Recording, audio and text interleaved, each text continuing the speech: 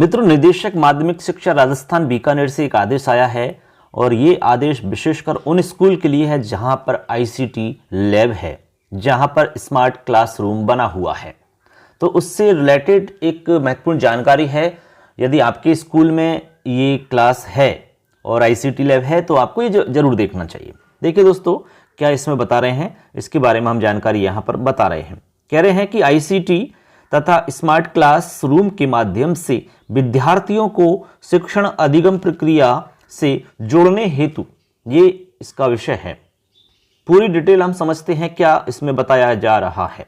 कह रहे हैं कि आपके क्षेत्राधीन जिन विद्यालयों में आईसीटी लैब संचालित हों तथा स्मार्ट क्लासरूम की उपलब्धता हो, उनमें इंटरनेट की सुविधा डोंगल के माध्यम से अथवा वाईफाई के माध्यम से उपलब्ध करवा करके विषय सामग्री अपलोड करके विद्यालय के सभी विद्यार्थियों को शिक्षण अधिगम प्रक्रिया से जोड़ने के लिए आवश्यक व्यवस्था की जाए। मतलब समझ गए? कहने का मतलब यह है कि जैसे मान लो आपके क्षेत्र के अधीन, ये कह रहे हैं कि आपके क्षेत्र में जैसे मान लो 4 स्कूल हैं, 5 स्कूल हैं, उन स्कूलों में जहां पर आईसीटी लैब है, ठीक है, इसके अलावा जहां पर स्मार्ट क्लास संचालित हो रही हैं, उन स्कूलों के अंदर डोंगल या वाईफाई के माध्यम से इंटरनेट की सुविधा करना कंपलसरी है, वो जरूरी है। ये व्यवस्था हमें करवानी है कैसे भी करके, ठीक है। इसके बाद में कह रहे हैं कि इस हेतु निरंतर प्रबोधन करके इन संसाधनों का उपयोग करना सुनिश्चित किया जाए तथा साथ ही विभागीय डिजिटल अध्ययन सामग्री आदि के माध्यम से विद्यार्थियों के अध्ययन में उत्कृष्टता लाने का प्रयास हो। देखो, विभाग की तरफ से भी डिजिटल सामग्री यानी कि ई कंटेंट तैयार है, यूट्यूब के माध्यम से भी आप देख सकते हैं। इसके अलावा पीपीटी का कार्य भी हुआ है, वो भी आप देख सकते हैं। पीडीएफ के रूप में भी नोट्स हमें प्राप्त हो सकते हैं।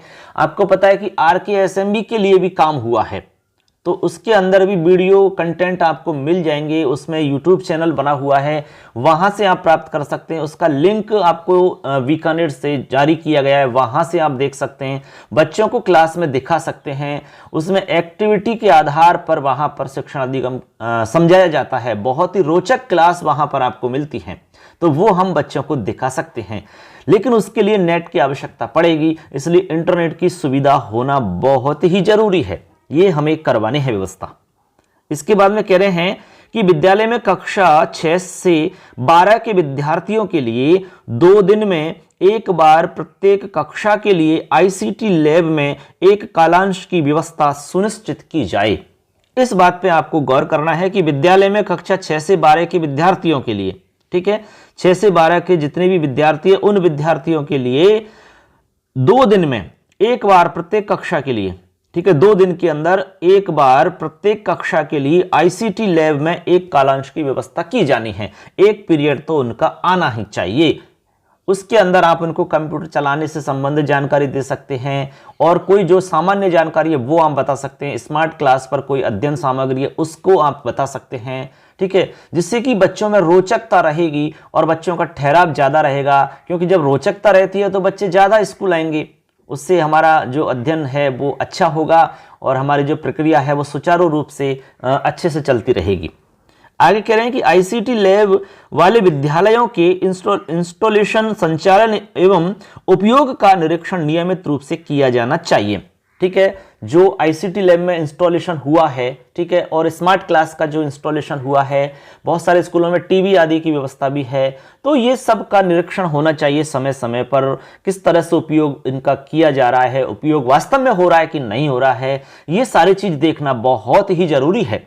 तो दोस्तों, समझ चुके होंगे आप कि हमें कुल मिलाकर के इंटरनेट की व्यवस्था करनी होगी, ठीक है, तभी जाकर के हमारा शिक्षण कार्य जो है वो पूरी तरीका से अच्छे से हो पाएगा।